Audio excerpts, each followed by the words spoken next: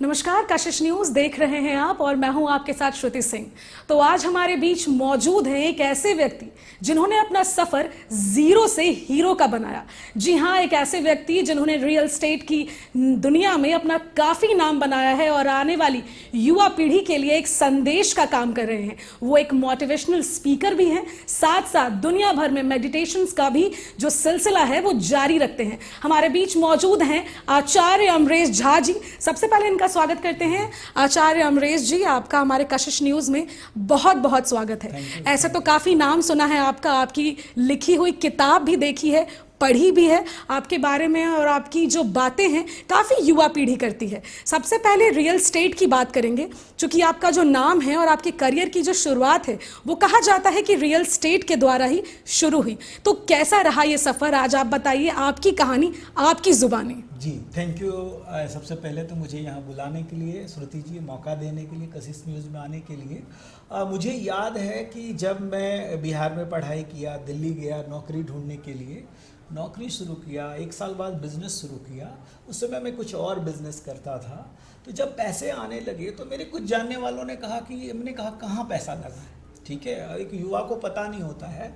तो कुछ मेरे जानने वालों ने सलाह दिया कि प्रॉपर्टी खरीद लो, और उस समय मैं दिल्ली में प्रॉपर्टी में इन्वेस्ट, तब मैं रियल एस्टेट बिजनेस में नहीं था, इन्वेस्टमेंट किया जी। कुछ साल बाद जो मेरा एग्जिस्टिंग बिजनेस था, जो मैं कंप्यूटर इंस्टीट्यूट चलाता था जी, वो काफ़ी अच्छा उस समय था। बाद में जब लॉस होने लगा तो मैंने देखा कि जब लॉस होता है तो कहाँ हम देखते हैं, तो मैंने देखा कहाँ गलती होती है, हाँ गलती होती है, कहाँ से पैसा आ सकता है। बिल्कुल। फिर हमने देखा जो प्रॉपर्टी में हमने पैसा लगाया वो कई गुना, 2 गुना, 4 गुना, 5 गुना बढ़ा। फिर मेरा बल ऑन हुआ कि जिस बिजनेस को मैं मेहनत कर रहा हूँ, समय दे रहा हूँ, वहाँ लॉस हो रहा है, जहाँ सिर्फ मैंने इन्वेस्टमेंट किया वो कई गुना बढ़ रहा है। तो वहाँ से मेरी रियल एस्टेट की शुरुआत। आपने जिक्र किया कि बिहार के छोटे से गांव से आपने शुरुआत की। कई दफ़ा देखा जाता है, और चूंकि मैं भी एक बिहारी हूँ तो सुनने में आता है कि जो एक जुड़ाव होता है हमारे मिट्टी से, हमारे गांव से, हमारे देश से। आप चूंकि विदेश भी जा चुके हैं, काफ़ी लोगों से मुलाकात भी की है, बातचीत भी की है। बिहार के एक छोटे से जगह से निकलकर रियल एस्टेट में आना कैसे आपने सोचा कि संभव बनाना है? देखिए, सबसे पहला चीज़ तो सपना देखना चाहिए। हम लोग गांव में रहते थे, मिडिल क्लास फैमिली से थे, गांव में पढ़े, सरकारी स्कूल में पढ़े, और लेकिन सपना बड़ा था। सोचते थे एक दिन बड़ा होकर के जो बड़े लोग बनते हैं, जी, वो कैसे बनते हैं? घर वाले कहते थे नौकरी कर लो, क्योंकि जानते हैं बिहार में नौकरी पाना सबसे बड़ा चीज़ है। लेकिन शुरू से मेरा नौकरी में इंटरेस्ट नहीं था, और हालांकि 1 आध साल हमने नौकरी किया, लेकिन जल्दी हम बिजनेस कम उम्र में स्टार्ट कर दिए। और सपना जो देखे तो कई बार रिस्क थोड़ा सा लेना पड़ा, कई बार फेल हुए बिजनेस में। शुरू में 3-4 बिजनेस में फेल भी हुए, लेकिन हर फेल्योर जो है लर्निंग देता है, कहते हैं फीडबैक देता है, और उत्साह फिर बढ़ा। और देखे कि हर फेल्योर के बाद हम बाउंस बैक ज़्यादा किए और आगे अगले बिजनेस में गए, और इस तरह से सिलसिला चालू रहा। और मैं नौकरी करता तो शायद मेरी अच्छी कुछ सैलरी हो सकती थी, लेकिन आज अपने साथ मैंने देखा कि बिजनेस में हम और लोगों को रोजगार भी दे पा रहे हैं। तो आप देख सकते हैं कि एक बहुत अच्छी बात आचार्य अमरेश जी ने कही कि फेलियर से ही इंसान सीखता है। रियल एस्टेट की बात हो रही है अमरेश जी, तो क्यों ना शुरुआत करें कि अगर युवा पीढ़ी इन्वेस्ट करना चाहती है रियल एस्टेट में तो किन बिंदुओं पर ध्यान देना चाहिए, ये हमारे दर्शकों को बताइए। मैं क्योंकि एक आचार्य भी हूँ, बहुत सारे लोग कहते हैं कि आप रियल एस्टेट में कैसे हैं, ठीक है, आपके प्रोफेशन को सूट नहीं करता है। तो मैं कहता हूँ कि मैं कोई और बिजनेस कर रहा होता, मान लीजिए मैं स्टॉक बेच रहा होता, तो हो सकता था नीचे प्राइस आ जाए। लेकिन हमने पिछले 20-25 वर्षों के खुद के अनुभव में देखा, श्रुति जी, तो मैंने जब भी इन्वेस्टमेंट किया थोड़ा ठीक ड्यू डिलिजेंस के साथ, तो वो ग्रो हुआ। और जब मैं आज कस्टमर को भी कोई प्रॉपर्टी देता हूँ, उनका भी पैसा बढ़ता है, उनको भी घर मिलता है, तो वो भी खुश और हम भी खुश। तो इसलिए जो यूथ है ना, उनको ये बात समझना चाहिए। अच्छा, एक चीज और, कई लोग मुझे कहते हैं आपने 20 साल पहले शुरू किया, जैसे हम रांची में हैं, आप सोचिए 20 साल पहले कितनी सस्ती थी जब यहाँ स्टेट अलग बना था। तो रांची में बहुत सस्ता प्रॉपर्टी था। जो लोग उस समय इन्वेस्ट किए आज कई गुना 10x, 20x, 50x हुआ। लेकिन आने वाले समय में क्या होगा, मैं कहता हूं आने वाले समय में इससे भी ज्यादा ग्रो होगा। क्यों कि देश की इकोनॉमी बढ़ रही है, तो आज के लोग जो है, जो युवा है, वो जरूर अपने कमाए, पहले तो कमाए, कमाए तो फिर उसको बचत कहाँ इन्वेस्ट करना है। रियल एस्टेट से बढ़िया कुछ इन्वेस्टमेंट नहीं हो सकता। तो कहा जा रहा है कि रियल एस्टेट से बढ़िया कोई इन्वेस्टमेंट नहीं हो सकता है, और युवा पीढ़ी के लिए ये काफी बड़ी बात है कि पहले कमाएं और इन्वेस्टमेंट के पर्पज से ये सोचें कि इन्वेस्टमेंट कहाँ करना। एक सवाल और है आपसे आचार्य अमरेश जी, कि चूंकि आपने रियल एस्टेट की बात कही और उसमें निवेश करने की बात कही, तो सबसे ज्यादा आकर्षक का जो केंद्र है वो रियल एस्टेट में क्या होता है? देखिए, अलग अलग चीज, अलग अलग प्रोडक्ट हर चीज में होता है। कुछ लोग जो स्टार्ट कर रहे हैं, कम बजट है, तो वो ज़मीन से कर सकते हैं, क्योंकि ज़मीन में थोड़ी जल्दी ग्रोथ मिल जाता है। या छोटा जो रेजिडेंशियल है, यदि पहला प्रॉपर्टी ले रहे हैं तो रेजिडेंशियल में अपार्टमेंट ले सकते हैं, या आप फिर कमर्शियल में भी जा सकते हैं, क्योंकि यदि कमर्शियल में थोड़ा सा हमारे देश में ROI ज़्यादा आता है, रिटर्न ऑफ इन्वेस्टमेंट। यदि आपको रेंट पे पैसा कमाना चाहते हैं तो आप कमर्शियल में जा सकते हैं। तो मल्टीपल ऑप्शंस है, देखना कि किस शहर में कर रहे हैं, आपका बजट कितना अलॉट कर रहा है, क्या खुद से आप खरीद रहे हैं या बैंक से फाइनेंस ले रहे हैं। कुछ प्रॉपर्टी में बैंक लोन देता है, और सबसे सस्ता लोन बैंक जो है ना, कार खरीदने पे नहीं देता है, घर खरीदने पे देता है। तो इस तरीके से आप देख सकते हैं कि जो लोन की भी बात कही गई, तो सबसे ज़्यादा लोन या रेट ऑफ इंटरेस्ट की बात कही जा रही है, वो आपको प्रॉपर्टी या घर खरीदने में मिल रहा है। हम और भी बातें करेंगे, फिलहाल वक्त हो चला है एक छोटे से ब्रेक का, बने रहिए मेरे साथ। ब्रेक के बाद आप सभी का स्वागत है, और हमारे साथ अभी भी मौजूद है आचार्य अमरेश झा जी। तो सबसे पहले आप जानेंगे कि इनका नाम आचार्य अमरेश झा क्यों पड़ा। क्योंकि अभी तक हमने रियल एस्टेट की बातें करी, लेकिन ये भी जानकारी आपको दे दूं कि आचार्य अमरेश झा बहुत अच्छे मोटिवेशनल स्पीकर हैं जो हमारे साथ मौजूद हैं। आचार्य अमरेश जी, आपका नाम आचार्य क्यों पड़ा, ये दर्शकों को बताइए। और ये मुझे भी जानना है, क्योंकि आप लग नहीं रहे हैं आचार्य जैसे होते हैं, जिस वेशभूषा में नजर आते हैं उस तरीके से आप नजर नहीं आ रहे हैं। तो आचार्य क्यों नाम पड़ा? जी, क्या हुआ कि जब मैं इनिशियली पैसा कमाना शुरू किया, मेहनत करना शुरू किया, तो जानते हैं दिल्ली से शहर में थे, स्ट्रेस बढ़ना शुरू हो गया। तो फिर थोड़ी सी हमारी नीड है, मनुष्य की नीड ही है, बेसिक नीड है, रोटी कपड़ा मकान, और हाईएस्ट नीड जो है मनुष्य का, मसलो कहते हैं, वो सेल्फ एक्चुअलाइजेशन है, सेल्फ रियलाइजेशन है। तो हम खोज में लगे, भाई मैं कौन हूँ, मैं क्यों जी रहा हूँ, मैं क्यों काम कर रहा हूँ, मेरे लाइफ का क्या पर्पस है।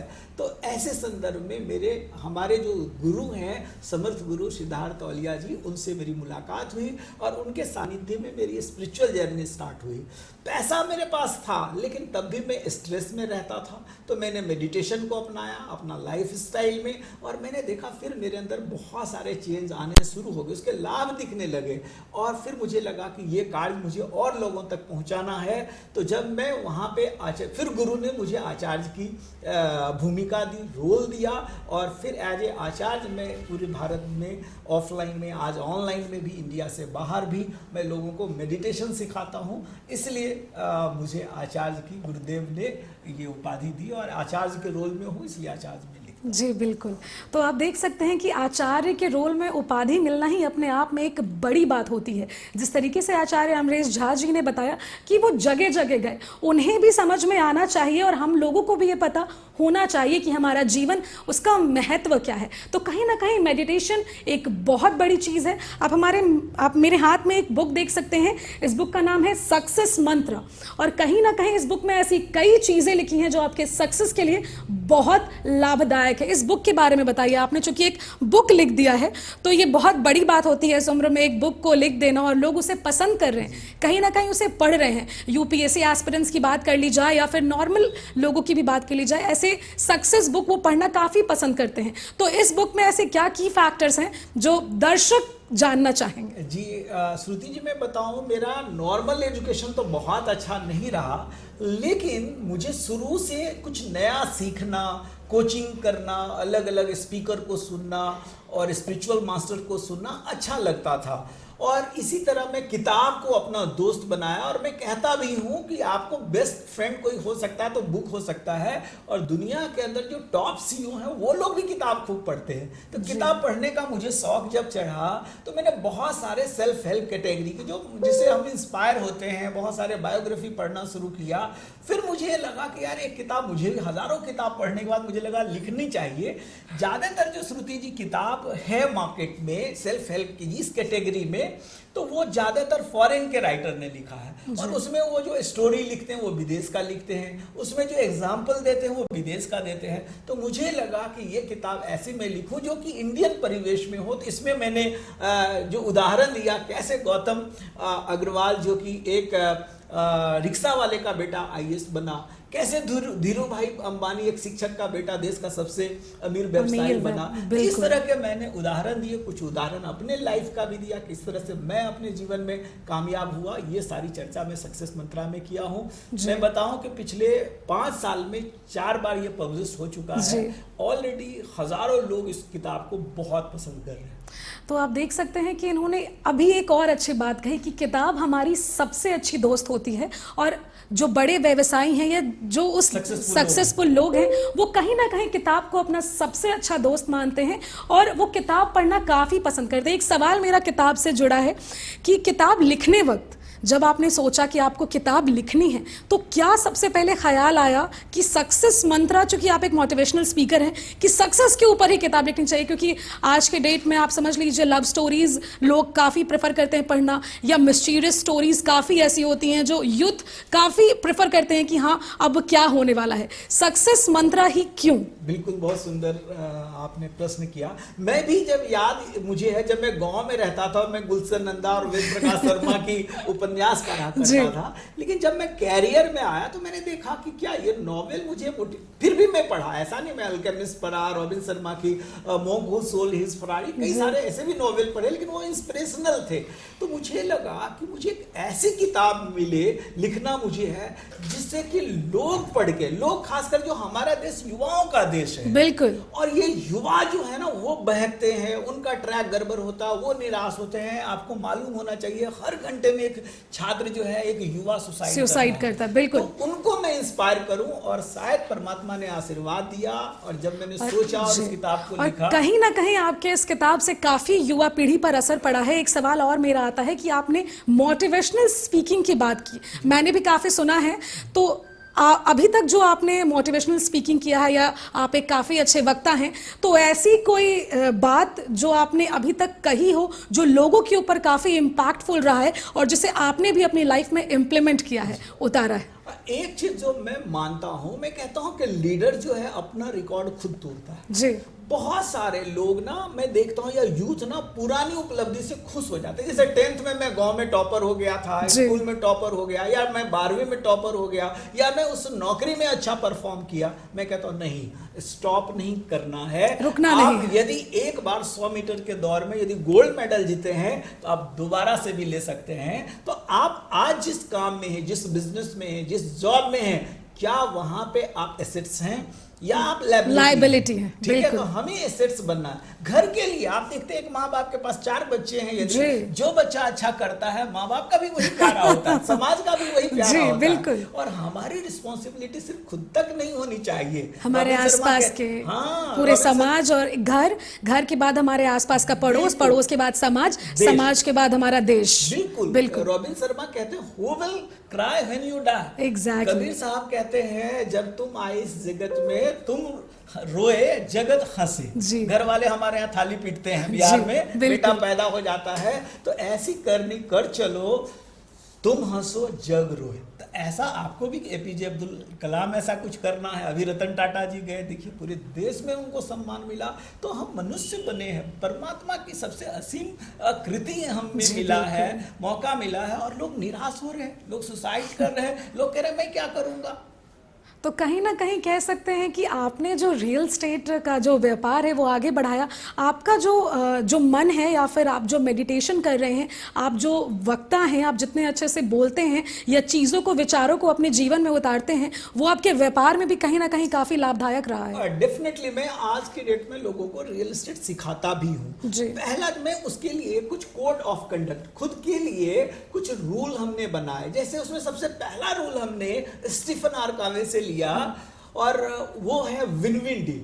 जब भी मैं प्रॉपर्टी बेचता हूं तो मैं सोचता हूं क्या जो मैं प्रॉपर्टी दे रहा हूं उससे हमारा कस्टमर खुश होगा। तो जब आप विन विन पे काम करते हैं, ऐसे कुछ वसूल, जैसे मैं अपने जीवन में चैरिटी को मानता हूं कि कंट्रीब्यूट हमें करना है, हमें एबेंडेंस में जीना, ऐसे कुछ रूल हमने अपने लिए बनाया। वही रूल मैं लोगों को सिखाता हूं कि ऐसा नहीं प्रॉपर्टी बेचो यार मेरा फायदा हो जाए, दूसरे का गला कटे तो कटे, दूसरे का लॉस हो तो हो। अब मैं कोई निगेटिव बात यहाँ नहीं करना चाहता हूँ, लेकिन ऐसा होता है। तो जब हम एक प्योरिटी के साथ, जब हम अच्छे भाव के साथ, जब दूसरे एक मंगल भाव के साथ दूसरे के हित में सोचेंगे, क्लाइंट के हित में सोचेंगे, हमारा तरक्की होगा ही। समय को देखते हुए आपसे एक और आखिरी सवाल पूछना चाहूँगी, क्योंकि आप एक काफ़ी अच्छे वक्ता हैं। मुझे भी काफ़ी पॉजिटिव फील हुआ कि कहीं ना कहीं अपने जीवन में मेडिटेशन जैसी चीज़ों को उतारना चाहिए, जिससे हमारा डे टू डे लाइफ जो है, जो कि काफ़ी बिजी होता है, अपने लिए 10 मिनट का समय निकालकर खुद का माइंडसेट सही रखना काफ़ी बड़ी बात होती है। हमारे दर्शकों को एक आखिरी चीज़ आप बताइए जिससे लोग अपने लाइफ में सक्सेस के टुवर्ड्स बढ़ें, मेडिटेशन को अपनाएं, हमारी भारतीय संस्कृति को अपनाएं। बहुत सुंदर, ये भी एक सवाल है श्रुति जी। क्या है कि 24 घंटा हमारे पास भी है, अंबानी के पास भी है, बिल गेट्स के पास भी है। बिल्कुल। हम कहते हैं हमारे पास टाइम नहीं है खुद के लिए।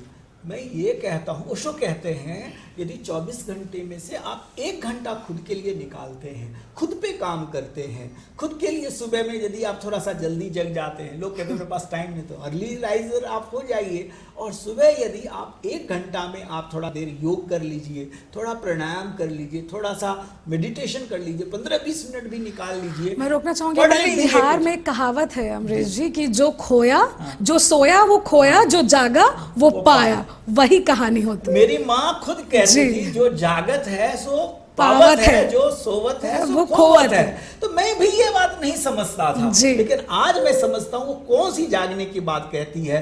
क्योंकि देखिए सुबह का समय में ब्रह्म मुहूर्त का समय होता है, सारी प्रकृति जग रहा होता है, पशु जग रहे होते हैं, पंछी जग रहा होता है, पेड़ पौधे जग रहे होते हैं, मनुष्य सो रहा होता है। बिल्कुल। तो कहीं ना कहीं जो हमारे लाइफ में इम्प्लीमेंटेशन करने की बात कही गई वो है मेडिटेशन। और बुक जो लिखी गई है काफ़ी अच्छी बुक है, सक्सेस मंत्र। और कहीं ना कहीं हर युवा पीढ़ी ही नहीं बल्कि हर लोग को इसे अपने लाइफ में उतारना चाहिए। अमरीश जी, आप हमारे चैनल में आए, कशिश न्यूज़ में आए, आपका बहुत बहुत धन्यवाद। हम चाहेंगे कि आप अपने लाइफ में ऐसे ही लोगों को मोटिवेट करते रहें, आगे बढ़ते रहें, हमारी यही कामना रहेगी। फिलहाल मुझे और आचार्य अमरीश जी को इजाज़त दीजिए और देखते रहिए कशिश न्यूज़। नमस्कार।